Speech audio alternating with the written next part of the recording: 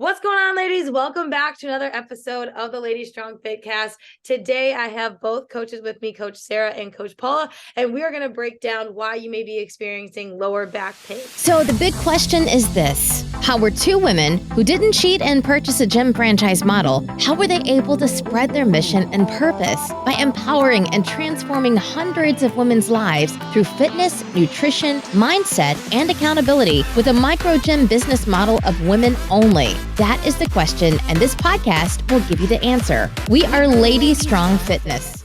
All right, ladies. So we want to address something that we've been experiencing with a lot of the ladies in the studio, and even you yourself might be experiencing some lower back pain, lower back issues.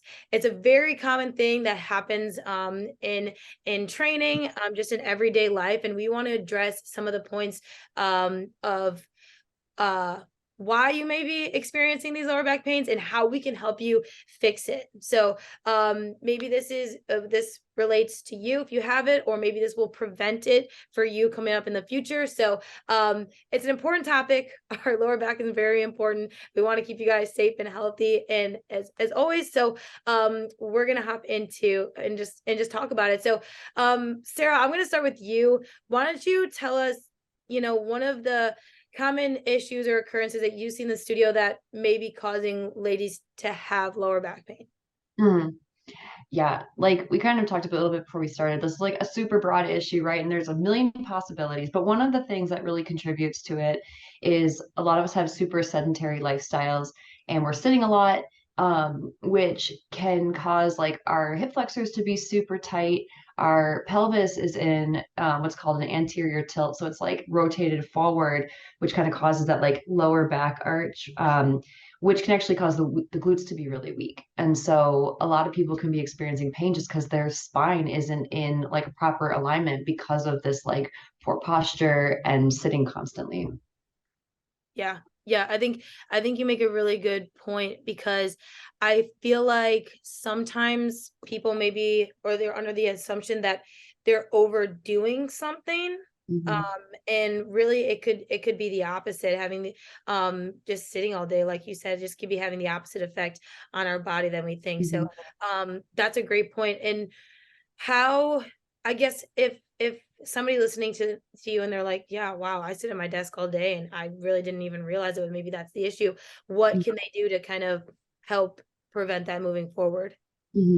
Yeah, there's chairs and stuff out there that people will try to sell you, but one of the easiest ways to get up is just get up. Like, don't sit at your desk for hours and hours and hours. I mean, I know there's only so much we can do. Some of our jobs are super demanding, and it's like you work in a call center or whatever it might be, but trying to get up and move around more often throughout your day can be super helpful. Taking some time to stretch out your hip flexors can also be really beneficial to make sure that you're not kind of stuck in that hyperextended position. Yeah, I think that's I totally agree. And what I tell a lot of ladies is, like, we all wear like watches and trackers. Like, how many steps are you getting a day? Like, are you moving around? And even doing simple like tasks around the house, like doing chores, and like when I fold laundry, like, I don't sit when I fold laundry. Like, I stand up, I kind of pace around my room when I fold, and doing stuff like that. So even like, or like at the kitchen table, sometimes I stand there and fold my laundry. Like, so doing simple tasks without sitting is great. And it's just like little things here and there, like getting those steps in throughout the day and keeping your bodies moving is great. So I like those points, and I think it's very relatable. It can relate to a lot of the women in our studio. So Paula, I'm going to go to you. What do you think, or what do you see in the studio that might be another issue or another reason for lower back pain?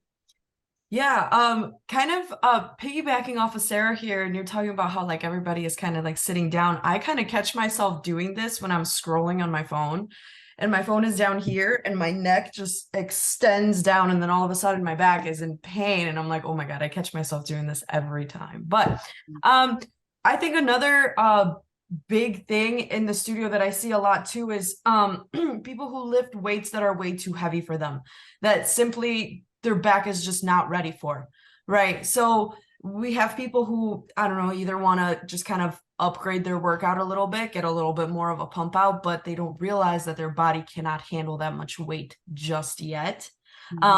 And honestly, it's kind of scary to look at because there's so many injuries that could actually happen when you do lift way too heavy.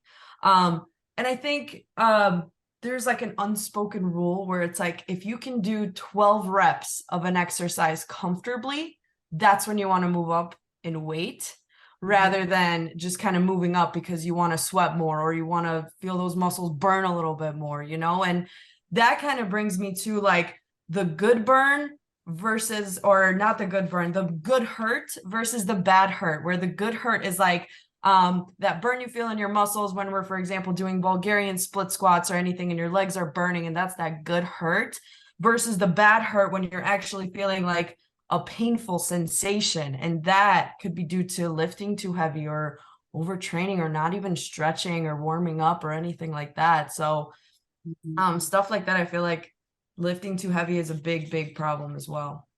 Yeah. I totally agree with you, Paula, and I want to make a couple points on with that as well. Yes, lifting too heavy, like in inappropriate times, or in inappropriate exercises, maybe when typically there's an exercise you're supposed to go a little bit lighter. It's a single joint exercise, or something that you want to go lighter and focus on the form, like you said. And that's why I always tell the girls when they come in for a body weight day, like, this is where we build the foundation for like good form. Like, if you are struggling during a body weight day to do a really good lunge or a squat, we're not adding weight to it yet. This is where you build the foundation to be able to earn those strength days, right? Because we love them. We all love those strength days, but we have to earn it in our body weight days. I always like to say that and use that example. But I think you made a lot of good points here, Paul. So what would be, so I think it's really just a form of education, because maybe they don't realize when to be going heavy and when to not. So what would be your advice for those people? Yeah, I feel like the number one thing, I mean, ask a coach. I feel like we see you, we know what you're lifting on a daily basis. We know when your form is struggling a little bit. So if you're not sure, ask a coach, no matter what, do that. And then of course you can follow that unspoken rule I was just telling about too. Like, if you could do 12 reps of an exercise comfortably, then you can move up in weight rather than kind of forcing that tension on your body just because maybe you want to lift heavier or you want a bigger pump or anything like that. Sure. No, that's great. I mean, yeah, like Paula said, we see you guys every day, and we know how strong you guys are. Like, we know you guys are strong, but there are just some cases and some instances where it's time to scale it back a little bit and just focus on the form. And again, it's for your safety, right? We're protecting your lower back, that we all should hold very near and dear to us, because it's important. And I did just want to touch on one more thing, because although, kind of like you said, with the good hurt and the bad hurt, Paula, sometimes I think we mistake lower back pain in soreness, because let's be honest, like a deadlift, you are using your lower back a little bit. Your lower back is part of your core. Your lower back is part of your core. So you are gonna, if it's a really heavy deadlift day, the next day you might be experience some lower back pain, which is pretty normal. It's normal. If that extends beyond a couple days, then we might have a problem. If you hurt when you're actually doing the movement, like when you pull the weight up and then you feel something in your back, we're probably having an issue. But the next day, a little bit of soreness, tightness is pretty normal, especially if you're going heavy with that. So I did want to make that point as well, because I feel like sometimes those can be mistaken, because your lower back, you do have muscles there and they do get tight and they do get sore sometimes.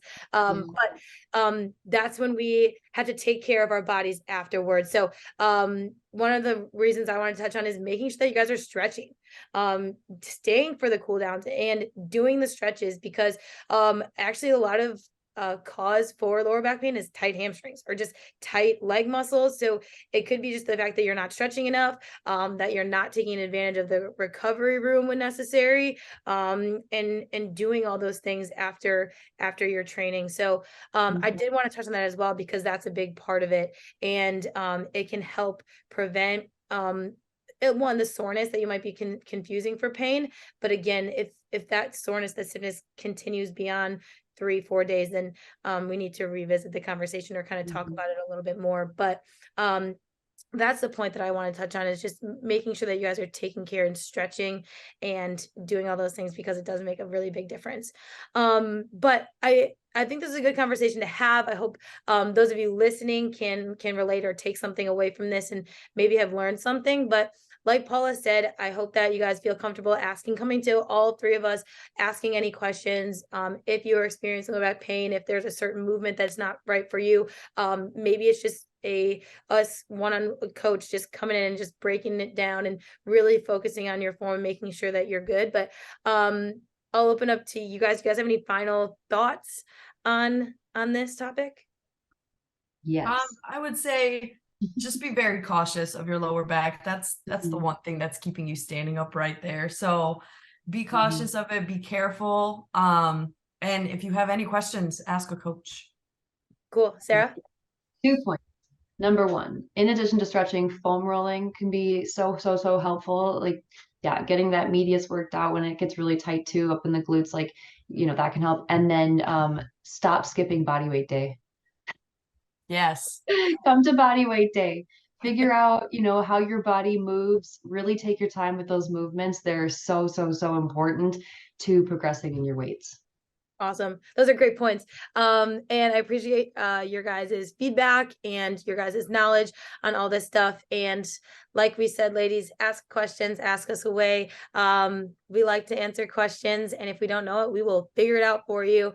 So that's what we're here for. And thank you all so much for listening. I hope you guys took something away from this. Thank you, coaches, and we'll see you ladies in the studio. If you have any comments, questions, leave them in the comments, and we will talk to you guys as soon as possible. See you in the studio soon. Thanks for joining us today. If you like this episode, subscribe to our YouTube channel or find our podcast on iTunes, Google Play, Spotify, or whatever your favorite place is to listen to podcasts. And if you really liked this episode, please leave a review for us on iTunes. Thanks, and we'll see you next week.